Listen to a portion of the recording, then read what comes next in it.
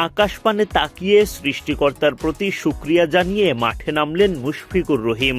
প্রথম বাংলাদেশি হিসেবে ১৭তম টেস্ট খেলতে মুশি মাঠে নামার আগে বিনা উইকেটে দলীয় 50 পায় বাংলাদেশ। কিন্তু দিনের প্রথম সেশন শেষ হওয়ার আগেই দুই ওপেনারের বিদায়। অধিনায়ক নাজমুল শান্তও ভরসা জোগাতে পারেননি, ফলে প্রথম সেশনেই মাঠে নামতে হয় মুশফিকুর রহিমকে। বুধবার মিরপুরে সিরিজের দ্বিতীয় ও শেষ টেস্টে মুখোমুখি হয় বাংলাদেশ ও আয়ারল্যান্ড। টস জিতে আগে ব্যাটিংয়ের সিদ্ধান্ত নেন টাইগার অধিনায়ক নাজমুল শান্ত। মাঠে নামার আগে মুশফিকুর রহিমের ১৭তম টেস্ট উপলক্ষে চলে বিশেষ আয়োজন। এরপর শুরু হয় টাইগার আইরিশদের ব্যাটে বলে লড়াই। এদিন বাংলাদেশের হয়ে ইনিংস শুরু করতে নামেন বাঁহাতি সাদমান ইসলাম ও ডানহাতি মাহমুদুল হাসান জয়।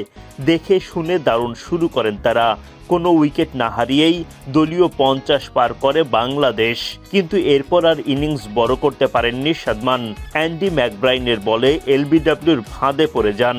44 বলে 6 বাউন্ডারিতে 35 রান করে ফিরে যান সাদমান।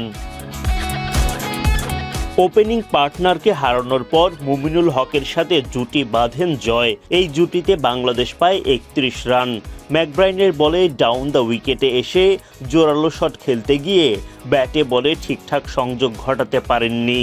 সহজ ক্যাচ দিয়ে বিদায় নেন জয়। 86 বল উইকেটে টিকে থেকে 2 বাউন্ডারিতে 34 রান করেন তিনি। দলীয় 83 রানে দ্বিতীয় উইকেট হারায় বাংলাদেশ। দলীয় 100 রান পূরণের আগেই আরও একটা উইকেট হারায় বাংলাদেশ। অধিনায়ক শান্ত বিদায় নেন মোটে 8 রান করে।